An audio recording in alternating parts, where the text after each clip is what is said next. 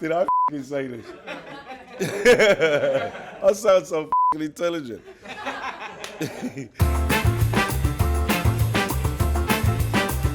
To a man, when Dennis came, we raised our game 25, maybe 30%. To the players around him, he was quite literally an inspiration. He inspired us in the same way Maradona inspired the Argentinian team of 1986. He arrived and all of a sudden it was like the X-Men. His DNA just coursed through us, turning us into football mutants because we looked up to Tony.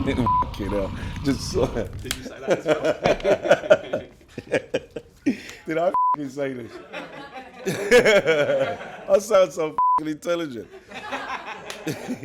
I'd look at how Dennis behaved and tried to replicate it in many, many ways. I remember the first time we roomed together, he went into the bathroom and came out wearing those immaculate pajamas.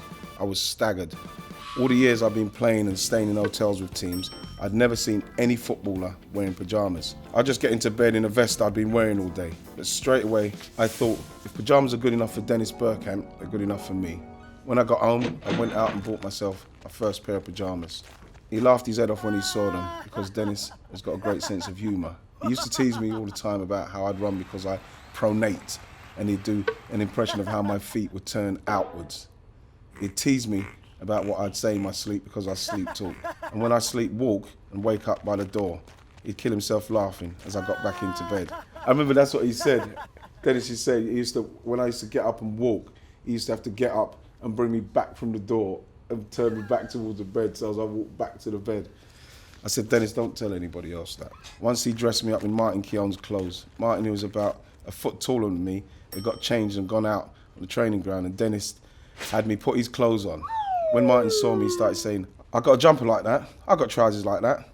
I'm sure he was just about to tell me that his fitted better than mine when he realised what had happened. Dennis had suddenly gone from being completely straight-faced to killing himself. The last season I had at Arsenal in 1997-98 before I was injured was probably the best experience any striker could ask for, playing with Dennis Bergkamp in a team managed by Arsene Wenger.